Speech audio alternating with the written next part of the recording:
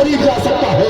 اللہ اکبر کبیرہ۔ حضرت آدم علیہ السلام نے جنت کے اندر درود پاک کی شکل میں مہر ادا کیا ہے، تب حضرت آدم حضرت حوا کے قریب ہوئے ہیں، اور پھر وہاں سے دنیا میں جب نکالے گئے، دنیا میں تشریف لائے، اور پھر نسل انسانی کا فروغ شروع ہوتا ہے۔ عرض کرنے کا مطلب یہ ہے پیارے، یہ ایک جنتی عمل ہے جس پر ہم اور آپ عمل کر رہے ہیں۔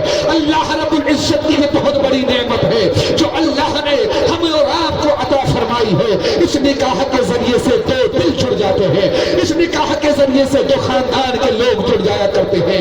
عزیزان گرامی وقار، آؤ ذرا دیکھتے چلو اللہ رب العزت نے دنیا میں کتنی عظیم عظیم نعمتیں آپ کو عطا فرمائی ہے۔ اسی عظیم نعمت میں سے ایک نعمت یہ نکاح ہے۔ حضرات گرامی، آج ان کے والد کتنے خوش ہو رہے ہوں گے، ان کی والدہ کتنی خوش ہو رہی ہوں گی جب سے یہ بیٹا دنیا میں آیا ہوگا۔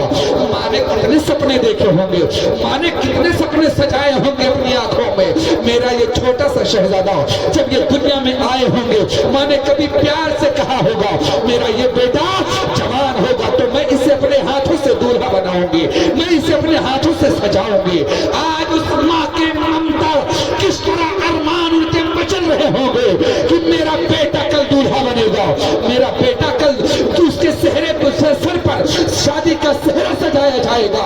ایک ماں کی ممتا کتنے دنوں تک اس کے لیے انتظار کرتی ہے، ایک ماں کتنے دنوں تک، یہ کتنے سالوں تک اس خواب کو شرمندے تعبیر ہونے کے لیے آرزوئیں تمنائیں کرتی ہے۔ ماں جب اپنے چھوٹے سے شہزادے کو اپنے ہاتھوں میں لے کر چپکاتی ہے، پیار کرتی ہے، تو کبھی اس سے کہتی ہوگی میرے لال تو جوان ہوگا تو میں تیرے لیے دلہن لاؤں گی، تو جوان ہوگا میں تیرے سر پہ شادی کا سہرا سجاؤں گی، تو جوان ہوگا تو میں تیرے لیے اپنے گھر میں ایک بہو لے کر کے آؤں گی۔ وہ دن آج آ گیا، وہ دن آج اس کے سامنے ہے۔ ماں کی ممتا تڑپ رہی ہے، ماں کے ارمان مچل رہے ہیں، باپ کی خوشیوں کا ٹھکانہ نہیں ہے، بہنوں کی خوشیوں کا ٹھکانہ نہیں ہے، سارے لوگ مگن ہیں، سارے لوگ خوش ہیں، لیکن یہیں پر کبھی کبھی ماں کے دل میں ایک خیال یہ بھی آتا ہوگا، اے میرے بیٹے، اے میرے لال، اے میرے لختے جگر، میں نے اپنا خون جگر پلا کے تجھے پرورش کی ہے، میں نے اپنا خون جگر پلا کے تجھے پالا تھا، تو بولنا نہیں جانتا تھا، میں نے تجھے بولنے کا ہنر سکھایا، تو چلنا نہیں جانتا تھا، تیرے باپ نے انگلی پکڑ کر کے تجھے چلنا سکھایا ہے۔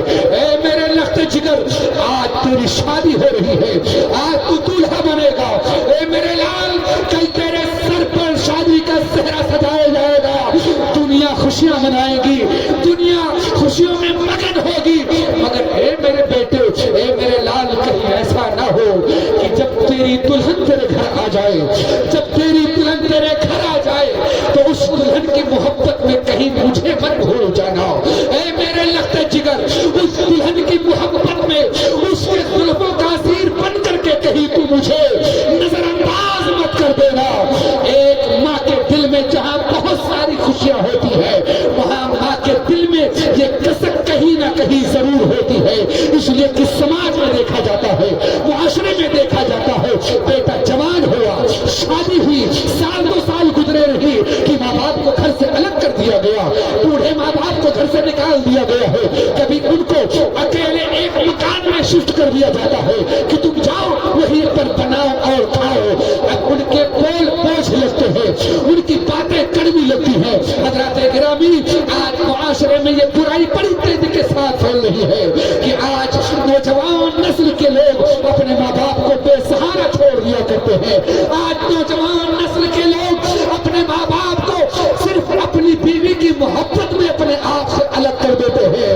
میں کہتا ہوں بیوی سے محبت کرو، میں اس کا انکار نہیں کرتا، میں کہتا ہوں بیوی سے پیار کرو، بیویوں سے محبت کرنے کا حکم تو تمہیں پیغمبر اسلام نے دیا ہے، بیویوں سے پیار کرنے کا حکم تو تمہیں میرے آقا نے دیا ہے، بیویوں کے ساتھ حسن سلوک کرنے کا درس تو پیغمبر اسلام نے تمہیں دیا ہے۔ میرے آقا صلی اللہ علیہ وسلم نے صرف یہ پیغام دیا ہی نہیں ہے بلکہ میرے سرکار نے اپنی زندگی میں حضرت خدیجۃ الکبریٰ رضی اللہ تعالی عنہا سے جو ہم مومنوں کی ماں ہے ان سے محبت کر کے دنیا کو پیغام دیا ہے، دنیا کو بتایا ہے کہ بیوی سے کس طرح محبت کرنا چاہیے، بیوی سے کس طرح پیار کرنا چاہیے۔ حضرت خدیجۃ الکبریٰ رضی इस कदर मेरे सरकार मोहब्बत फरमाते हैं। और हजरत खदीजा भी मेरे आका से इस कदर मोहब्बत फरमाती थी कि पूरे मक्का शरीफ की सरजमीन पर एक मिसाल बन चुकी थी।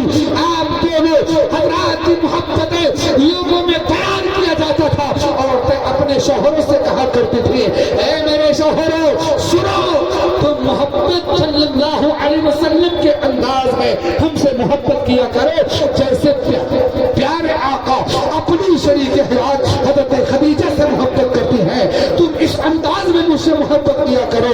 तो शौहर कहता था, ए मेरी शरीक हयात, तुम भी मुझसे ऐसे मोहब्बत करो जैसे हजरत खदीजा अपने आका से किया करती है। तो दोनों की मिसाली मोहब्बत को मक्के वाले बयान किया करते थे। तो मैं ये नहीं कहता कि बीवियों से मोहब्बत न की जाए, बीवियों का इनकार किया जाए या बीवियों की बातों का इनकार किया जाए, नहीं। जहाँ उनके हुकूक हैं वहीं पर माँ बाप के भी हुकूक है। माँ बाप के हुकूकों को भी पामाल नहीं किया जाएगा और बीवी के हुकूक को भी पामाल नहीं किया जाएगा। उनकी मोहब्बतें भी सर आंखों पर है, उसकी मोहब्बत भी सर आंखों पर है। जहाँ बीवी की मोहब्बत है वहीं पर माँ बाप की मोहब्बतें भी है। लिहाजा एक माँ के दिल में ये ख्याल कहीं ना कहीं कभी ना कभी जरूर आता है कि मेरा लाल कहीं मुझे छोड़ न दे, मेरा लाल कहीं मुझे खर्चा देना बंद न कर दे। माँ बाप अपनी आने वाली नौजवान नस्लों से तेज आवाज में बात करते हुए भी डरते हैं कि कहीं मेरा बेटा नाराज न हो जाए, कहीं मेरा बेटा मुझसे गुस्सा न हो जाए तो मुझे खर्चे के पैसे देना बंद कर दे, कहीं मेरा बेटा मुझसे नाराज हो करके मुझे घर से अलग न कर दे, कहीं वो अलग न हो जाए मुझसे। माँ बाप अपने बेटों से तेज आवाज में बात नहीं कर पाते हैं। अजीजानी गिरामी वकार, मैं अर्ज ये करना चाहता हूँ कि ये है जनाब तैयब भाई, इनकी कल शादी हो रही है, इनसे गुजारिश है जहाँ आप अपनी बीवी से टूट कर मोहब्बत करें वहीं अपनी माँ से भी आपको मोहब्बत करनी है, अपने बाप से भी मोहब्बत करनी है, अपनी बहनों से भी मोहब्बत करनी है, अपने भाइयों से भी मोहब्बत करनी है। और घर को अगर समझ करके ले करके चला जाएगा तो वो घर जन्नत के बागों में से एक बाग बन जाता है। लेकिन अगर गलत फहमियां पाल ली जाती है तो वही घर आतिश कदे जहन्नम बन जाता है, वही घर जहन्नम के गड्ढों में से गड्ढा बन जाता है। लिहाजा एक दूसरे को समझने की जरूरत होती है, एक दूसरे को एक केयर करने की जरूरत होती है। मिसाल के तौर पर आप ये समझें, और मैं इनके वालिद और वालिदा से भी कहना चाहूंगा, सुने, आप एक खातून को लेकर आएंगे जो आपके घर में पहली बार कदम रखेगी, उसे आपके घर के मामलात के बारे में कुछ भी पता नहीं है। एक अजनबी लड़की, एक अनजान सी लड़की जो न कभी आपके घर आई है, न कभी आपसे मिली है, न कभी आपसे उसने कोई कलाम किया है, वो एक अनजान सी लड़की आपके घर में वो ऊपर कराती है। आप उससे क्या तवक्को रखते हैं कि वो आते ही घर का सारा निजाम जैसे मेरी माँ मेरी बहनें संभालती थी वही संभाल ले? आप ये तवक्को रखते हैं, ये उम्मीद रखेंगे आप कि जिस तरह मेरी माँ पूरे घर को संभाले हुई थी, जिस तरह मेरी बहनें घर को संभाले हुई थी, ऐसे ही पूरे घर को वो पहले ही दिन से संभाल ले? ऐसा नहीं हो सकता है। इसलिए ऐसा नहीं होगा कि घर के माहौल को समझने में उसे थोड़ा वक्त लगता है। आपके घर के मामलात क्या हैं, कैसे हैं, उसे समझने के लिए उसे थोड़ा वक्त चाहिए, उसे 2-4 महीने का वक्त दीजिए।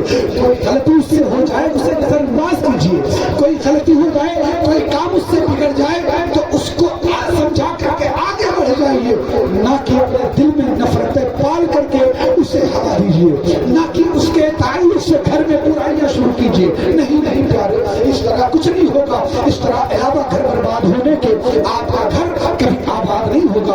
आप अपने घर की बहुओं को, आप अपने घर की खवातीन को समझिए, उनको समझने का मौका दीजिए, आप उन्हें समझिए, वो आपको समझे और धीरे धीरे ये जिंदगी का सफर आगे बढ़ता चला जाए। कभी बीवी से गलती हो जाए उसे समझा करके आगे बढ़ जाइए। आप ये समझे उसे मारा जाए, उसे पीटा जाए, अगर मार पीट करके आप उसे सुधारने की कोशिश करेंगे बजाय सुधारने की वो और डूब जाएगी। इसलिए कि आका करीम सल्लल्लाहु अलैहि वसल्लम इरशाद फरमाते हैं कि बीवियों को, खवातीन को अल्लाह ने बाईं पिछली से पैदा किया है जो कि टेढ़ी होती है, और ये खवातीन भी